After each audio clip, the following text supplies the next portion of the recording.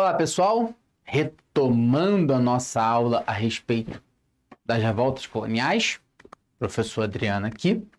Na aula anterior vimos os antecedentes de por que tivemos revoltas na colônia e agora vimos também as primeiras revoltas, a diferenciação entre revoltas nativistas e revoltas e movimentos emancipacionistas.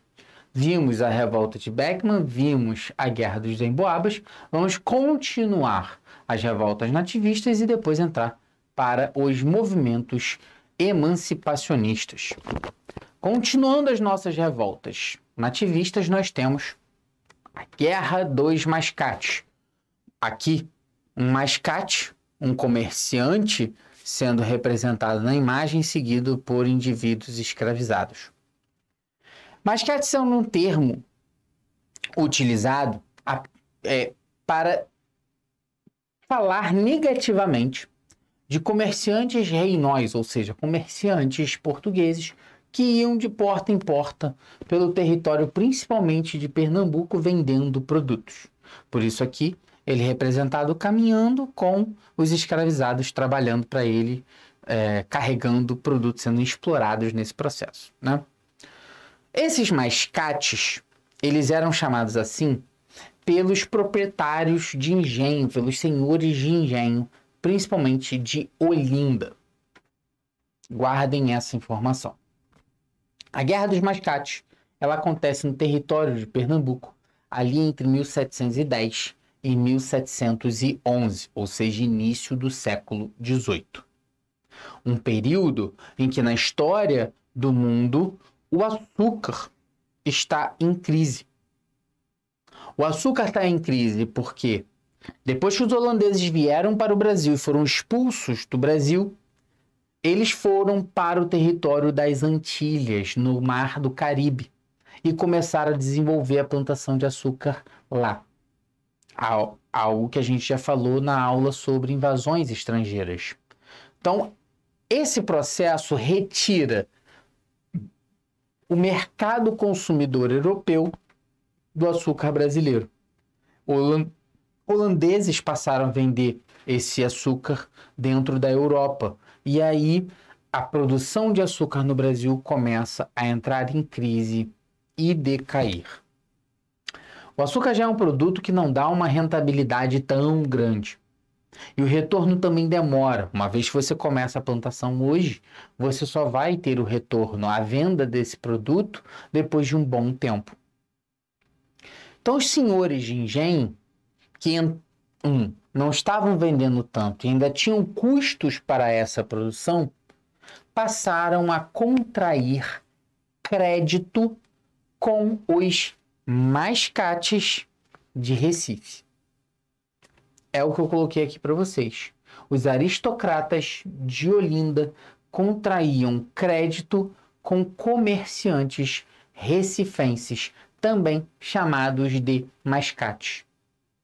A gente tem um bom século e meio, quase 2 séculos aí, de uma importância política e econômica para os senhores de engenho de Olinda, mas nesse momento essa importância vem decaindo.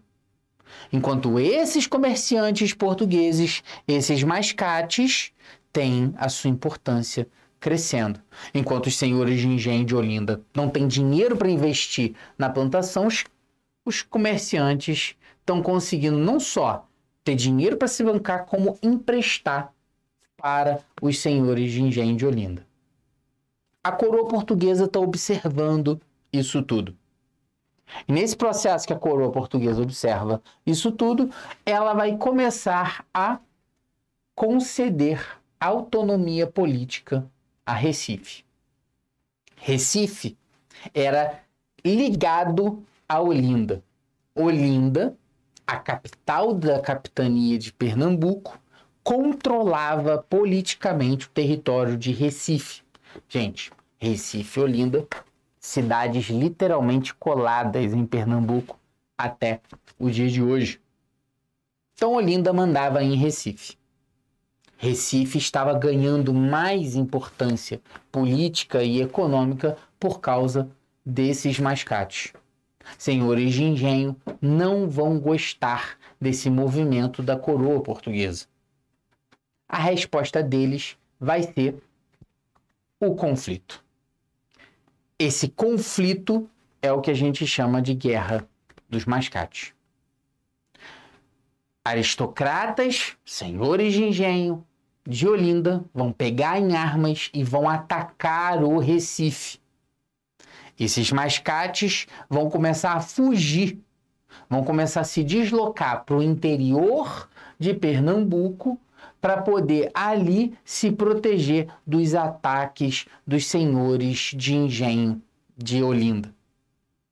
A coroa portuguesa organiza, junto com outras capitanias, forças policiais para ir lá enfrentar os aristocratas, enfrenta, derrota esses aristocratas e, nesse processo, reprime os olindenses. O resultado desse conflito, além da morte de mascates, vai ser a autonomia política concedida a Recife. Em pouquíssimo tempo depois, poucos anos depois, Recife vai ser alçada à capital de Pernambuco. Situação política administrativa que existe até os dias de hoje, até o século XXI. Recife é a capital do estado de Pernambuco. Então, a Guerra dos Mascates tem uma motivação muito local, muito específica a Pernambuco, e essa motivação vai ser enfrentada. Como os senhores de engenho são indivíduos aí que possuem um certo prestígio na sociedade, você não vai ter um extermínio, uma repressão forte. Há prisões, mas essas prisões também vão ser anistiadas depois de algum tempo. A coroa portuguesa queria que esses senhores de engenho continuassem produzindo. O pouco que eles produzissem, os impostos ainda eram dinheiro para o bolso da coroa. Tudo bem? Por fim, mais uma revolta que acontece em Minas Gerais, essa ligada ao contexto da mineração, a chamada Revolta de Vila Rica. Vila Rica era o que hoje é Ouro Preto. A cidade de Ouro Preto antes era chamada de Vila Rica. E era Vila Rica porque, de fato, era uma vila muito rica, baseada na estrutura da mineração. Os revoltosos, exemplificados aqui na imagem, e todas essas imagens são pinturas representando os eventos da história do Brasil, a gente vai ter uma revolta contra a fiscalização do ouro no Brasil, mais especificamente pedindo o fim das casas de fundição. As casas de fundição vão ser responsáveis por fundir o ouro extraído, separar esse ouro, marcar esse ouro, e nesse processo eles vão cada vez mais fiscalizar, controlar a extração, fiscalizar, controlar o dinheiro que era gerado dentro da mineração. A revolta de Vila Rica, essa que a gente vê aqui, vai ter um caráter misto. Muito embora eu tenha indivíduos mineradores se revoltando, essa revolta também é chamada de revolta de Filipe dos Santos, porque Filipe dos Santos, um indivíduo que era tropeiro, que não era da mineração, vai liderar esse movimento. Até mesmo escravizados vão se revoltar dentro desse processo. Os revoltosos foram recebidos pelo governador de Minas Gerais, mas logo assim que eles saem, eles vão acabar sendo reprimidos. O líder dessa revolta, como eu falei, um tropeiro, ou seja, não é um indivíduo da elite, esses líderes vão ser condenados à morte. Filipe dos Santos foi amarrado em um cavalo e arrastado pela cidade. Depois ainda foi esquartejado. Lembrando, execuções em praça pública, execuções para exemplificar para todo mundo o que acontecia caso você se revoltasse contra a coroa portuguesa. Todas essas revoltas que eu citei, revolta de Beckmann, Guerra dos Emboabas, Guerra dos Mascates, revolta de Vila Rica, se a gente analisar, por mais que reclamasse sobre a atuação da coroa portuguesa, ninguém está pedindo a liberdade. São sempre pontuais as reclamações. Ninguém quer a mudança da estrutura política, econômica e social do Brasil. Querem, na realidade, uma melhoria de vida. Querem ir contra modificações que acabaram acontecendo. Ninguém quer o fim da colônia. Por isso a gente chama essas revoltas de revoltas nativistas, com questões nativas. Nativo aqui não é no sentido de nativo americano, o que seria um indígena brasileiro. Não. Está ligado ao nativo da colônia. Existem dois movimentos que a gente vai trabalhar agora que pedem a emancipação ou de um pedacinho do Brasil ou do Brasil inteiro.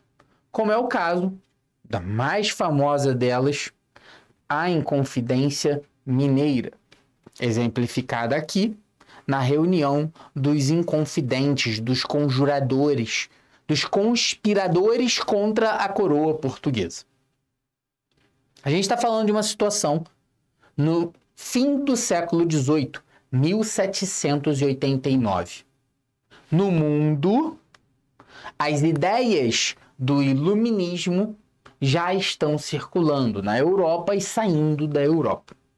Ideias que prezam a liberdade política, mas principalmente a liberdade econômica, coisa que uma colônia não tem.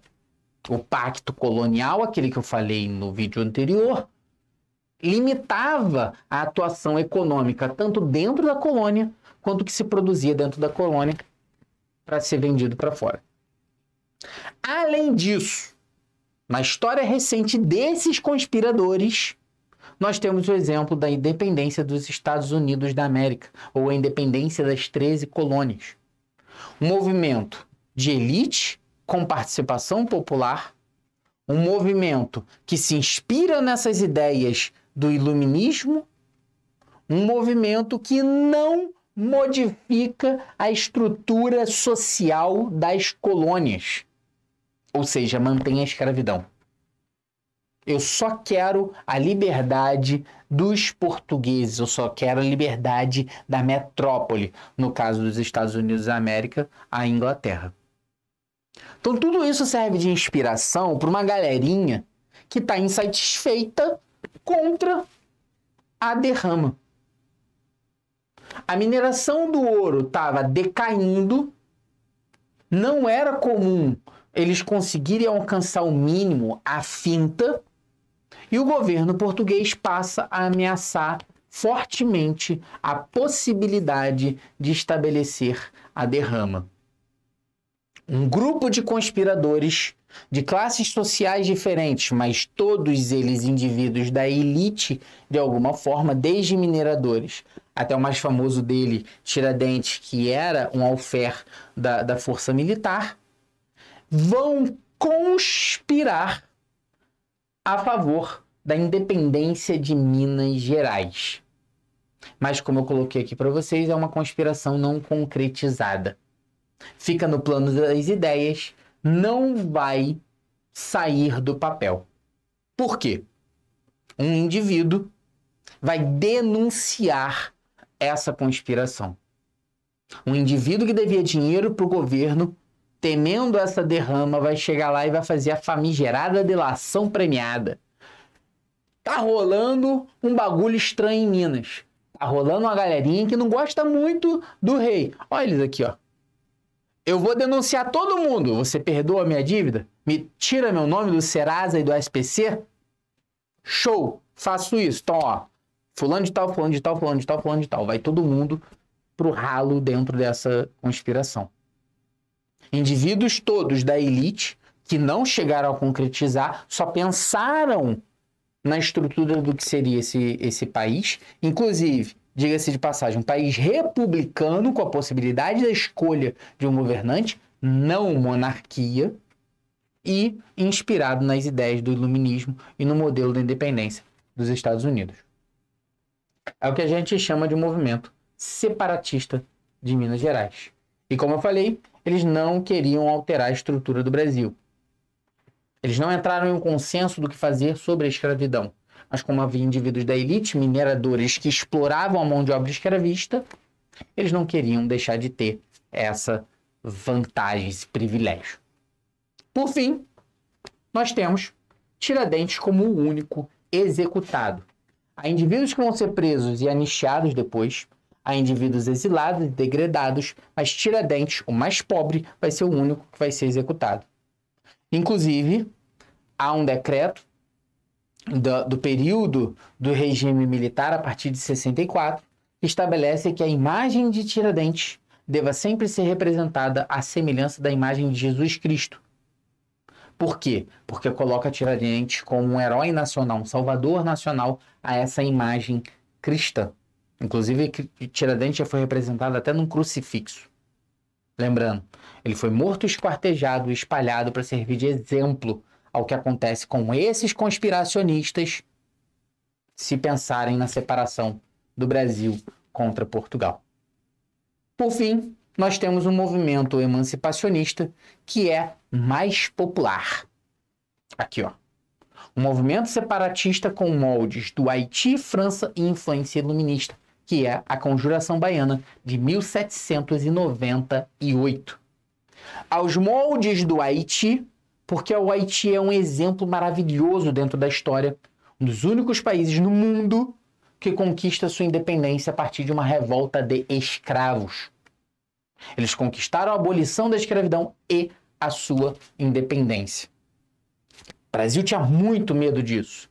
E na Bahia, escravizados, ex-escravizados, uma galera mais pobre, indivíduos da maçonaria trazendo essa influência iluminista, trazendo a influência da Revolução Francesa, começaram a botar essa ideia para circular dentro do território da Bahia. Como eu falei, uma composição popular com escravizados. Escravizados, ex-escravizados, até indígenas têm relatos aí de participação. Começa com manifestações escritas pela igualdade, principalmente a partir das ideias da maçonaria que circulavam dentro de Salvador. Esse movimento, infelizmente, vai ser desarticulado pelo governador da Bahia. Eles queriam a igualdade, eles pensavam na abolição, eles queriam a eleição de um governante para essa Bahia separada do Brasil. Não era o Brasil inteiro, era um movimento separatista da Bahia, contrário ao governo de português. O que é que vai acontecer com esses conspiracionistas? Os líderes populares vão ser condenados à morte e os da elite à prisão ou anistiados. O formato da resposta tem a ver com a condição social dos indivíduos. Se fosse mais pobre, a repressão era mais dura. Quanto mais rico fosse, podia ser preso, mas em um determinado momento acabava tendo a pena anistiada. Conjuração Baiana, não temos elementos de memória dentro do Brasil nacional. Tem na Bahia, mas não nacionalmente. A gente vai ter Tiradentes, um feriado nacional, 21 de abril. Por quê? Porque por muito tempo essa memória foi construída pela elite. Eu não vou elogiar um movimento como esse, popular, como esse, ligado à ideia da abolição. Eles elogiaram um movimento ligado à elite. O que vai ser, inclusive, parte do embrião da independência do Brasil. Mas isso a gente vai ver numa próxima aula.